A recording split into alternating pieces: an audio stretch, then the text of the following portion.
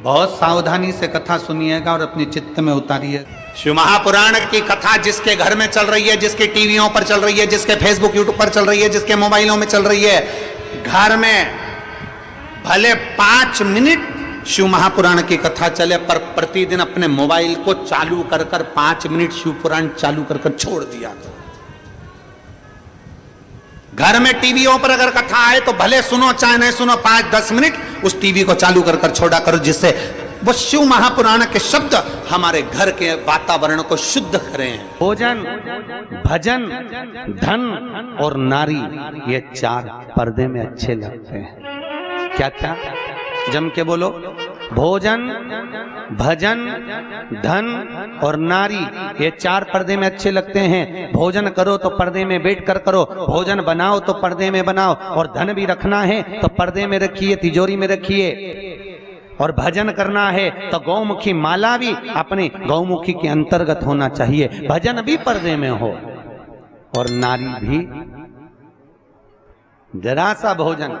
वो दुर्योधन ने कहा शकुनी मामा से, मामा मेरे इतने भाई मर रहे हैं और 5 पांडव नहीं मर रहे, अगर इनको मारना चाहे तो भीष्म पितामह 2 क्षण में मार दे। आखिर ये भीष्म पितामह को क्रोध क्यों नहीं आ रहा, इनको गुस्सा क्यों नहीं आ रहा? तो कहा इनको गुस्सा ना आने का कारण केवल इतना है क्योंकि भीष्म पितामह जब भोजन करने जाते हैं तो भोजन जो भीष्म पितामह करते हैं वो पर्दे में करते हैं। अगर भीष्म पितामह के भोजन पर चंडाल की दृष्टि पड़ जाए तो भीष्म पितामह को क्रोध आ जाए। तो मामा ये बताओ कि उस भीष्म पितामह के भोजन पर चंडाल की दृष्टि पड़ना है तो भीष्म पितामह तो एकांत में भोजन करते हैं, पर्दे में भोजन करते हैं, फिर मैं चंडाल कैसे भेजूं? इतने में शकुनी मामा ने कहा, भांजे तू चंडाल से कम है क्या? तेरी दृष्टि दे,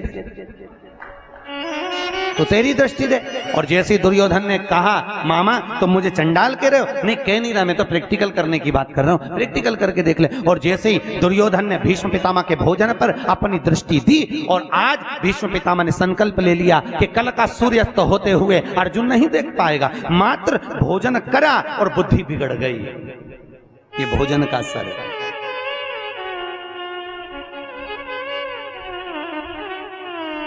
शादी में, पार्टी में पति और पत्नी जब शादी में, विवाह में जाते हैं तो या तो उन दोनों का झगड़ा जाते समय होता है या फिर आते समय होता है। जरूर होता है, पक्का है, बिल्कुल निश्चित।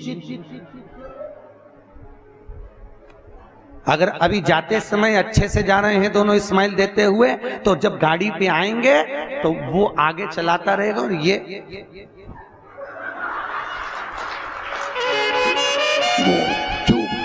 बोले आवाज तक कुछ आवाज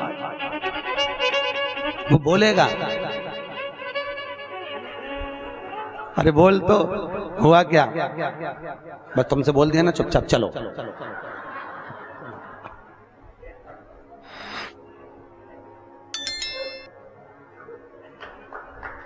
चलो चुपचाप। क्यों? अब कोई समझ तो पाया नहीं, कथा में समझ जा। भोजन का असर है, जैसा खाया अन्न वैसा हो गया मन।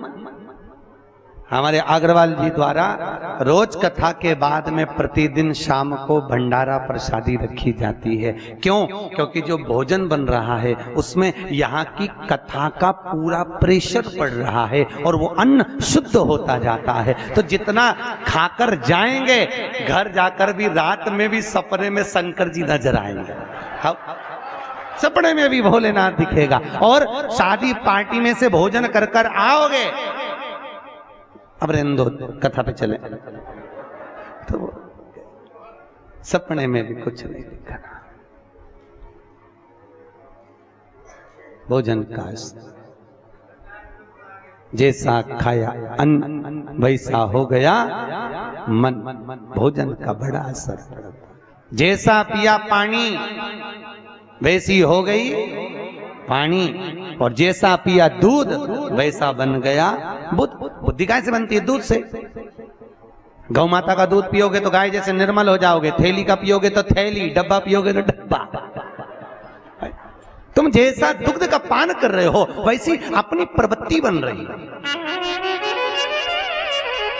भीष्म गीता के अंतर्गत भीष्म पितामह ने बाणों की सैया पर पड़े रहकर अर्जुन को ज्ञान उपदेश दिया। अर्जुन, 4 तरह का भोजन बेकार होता है। अर्जुन ने पूछा, महाराज कौन कौन सा पितामह? पितामह ने कहा 4 तरह का भोजन बेकार है। पहला, अर्जुन, जिस भोजन की थाली को कोई लांग कर चले जाए वो नाली में पड़े हुए कीचड़ के बराबर है।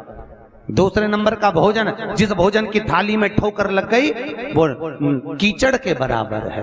और तीसरे नंबर का भोजन, जिस भोजन की थाली में केश पड़ा हो, बाल पड़ा हो, वह दरिद्रता प्रदान करने वाला होता है। और चौथे नंबर का भोजन, अर्जुन सुन, पति और पत्नी अगर एक ही थाली में साथ बैठकर भोजन कर रहे हो तो वो मदिरा के बराबर होता है, मदिरा के तुल्य है।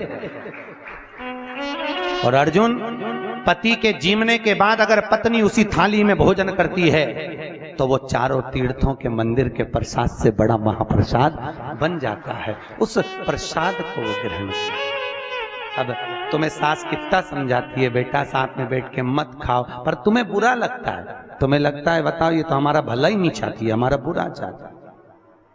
भैया वो क्यों कह रही है उसको मालूम है कि ये भोजन श्रेष्ठ नहीं होगा। हाँ, अगर दोनों को साथ बैठ के खाना है तो 2 थाली लगाओ, एक साथ बैठो, एक साथ खाओ, मना नहीं है। पर भोजन की एक थाली में दोनों को भोजन नहीं करना चाहिए।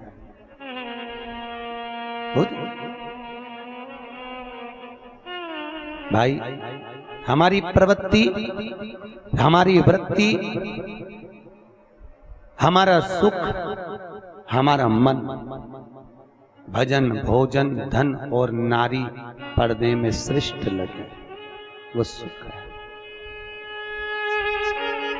भगवान शिव की कथा कह रही है। भगवान ब्रह्मदेव को कहा गया आप सृष्टि की रचना करो। ब्रह्मा जी ने कहा सृष्टि कैसे बनाना है, तो भगवान शिव ने अपना अर्धनारीश्वर स्वरूप का दर्शन किया, पर ब्रह्मा जी को समझ में नहीं आया। ब्रह्मा जी ने अर्धनारीश्वर स्वरूप का दर्शन कर उनको समझ में नहीं आया, तो उनको लगा आधा पुरुष और आधा नारी बनाना है। उन्होंने किन्नर उत्पन्न कर दिए। अब जैसे किन्नर उत्पन्न करे तो पूरी सृष्टि किन्नरों की हो गई। भगवान शंकर ने आकर देखा तो शिव जी बोले ये क्या बना दिया ब्रह्मा जी? ब्रह्मा जी बोले आप ही ने तो बोला था कि आधा पुरुष आधा नारी बनाओ। अरे भगवान शंकर बोले मैंने तुमसे कहा था पुरुष और नारी बनाओ, तुमने दोनों को भेला करके बना दिया, इकट्ठा। अलग अलग बनाइए, अलग अलग निर्माण करिए। तब ब्रह्मा जी ने अपनी जंघा से मनु शत्रुपा को उत्पन्न करा, अपने हृदय से दक्ष को उत्पन्न करा। मनु शत्रुपा को प्रकट कर कर उत्तान पात प्रियवत कन्या देवहूति प्रसूति आकुति प्रकट हुई। उसी में एक थी माता प्रसूति। क्या नाम है? माता।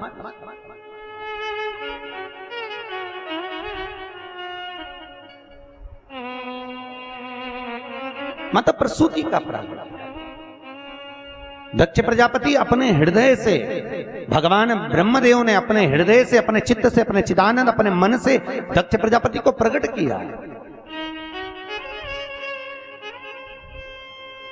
और दक्ष प्रजापति जब भगवान माता प्रसूति के साथ में दक्ष प्रजापति का विवाह हुआ, दक्ष प्रजापति और प्रसूति दोनों का मंगल विवाह हुआ। समय आया, इनके गर्भ से, माता प्रसूति के गर्भ से जितनी जितनी संतान होती थी, माता प्रसूति के गर्भ से जितने बच्चे होते थे, सबको नारद जी महाराज ले जाकर सत्कर्म में लगा देते थे, भजन में लगा देते। अच्छा ईमानदारी से बोलो, आजकल की माताओं को बच्चे अगर कहीं सुंदरकांड के पाठ में जा रहे हैं, कहीं रामचरितमानस में जा रहे हैं, कहीं शिव महापुराण की कथा में जा रहे हैं, कहीं भजन में जा रहे हैं, तो माताओं को वो भी नहीं सुहाता। एक बहू को कहा पति ने, सुन आज हमारे दोस्त के यहाँ सुंदरकांड का पाठ है, चलेंगे। पत्नी बोलने लगी एक काम करो तुम ही चले जाना। पति ने थोड़ी देर बाद आकर बोला सुन आज हमारे एक दूसरे दोस्त के यहाँ पर पार्टी है, तो क्या मैं 4 बजे तैयार हो जाऊंगा। कितना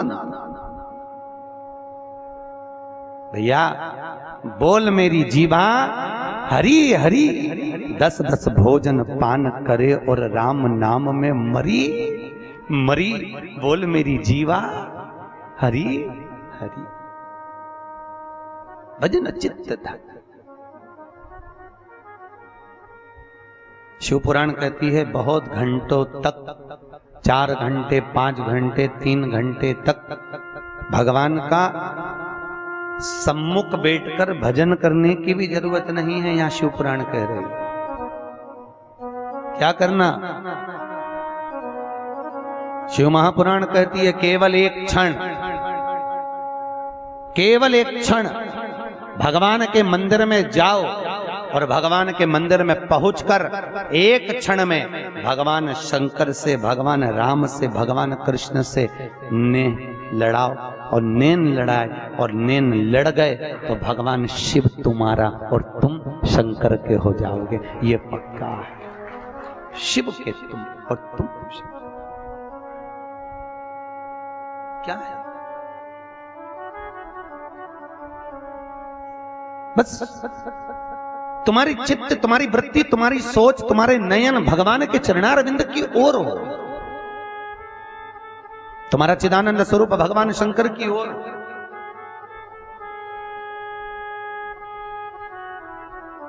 कहां मिलते हैं भगवान बोले? अरे बोलो तो शिव कहां मिलेंगे?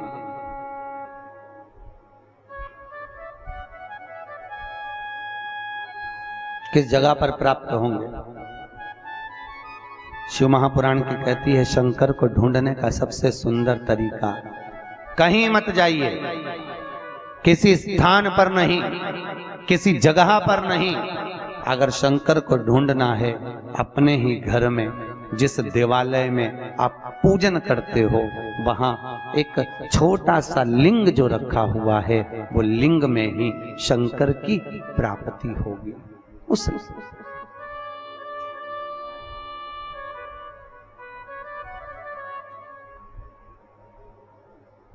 कितना सुंदर भाव प्रकट किया। आज हमारे नीरज भैया बोल रहे थे अग्रवाल जी के, हम तो अपने कमरे में थे, ब्राह्मण लोग अभिषेक करा रहे थे। उन्होंने पार्थिव शिवलिंग का निर्माण करा मट्टी का, और पार्थिव शिवलिंग का निर्माण करा, पूरा अभिषेक आदि हो गया।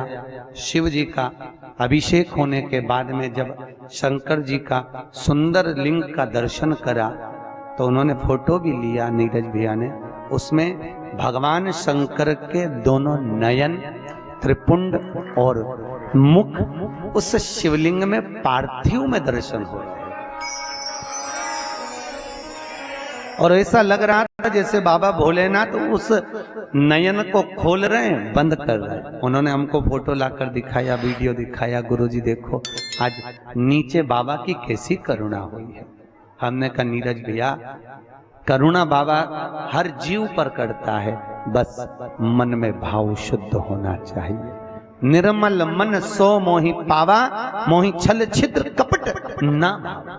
भगवान शंकर को अगर कुछ प्रियता लग रही है, भगवान शिव को अगर कुछ सुख लग रहा है, तो वो सत्यम शिवम सुंदर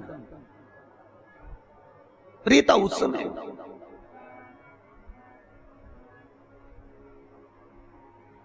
लोग मंदिर रोज जाते हैं, जाते हैं? अरे बोलो तो सर, रोज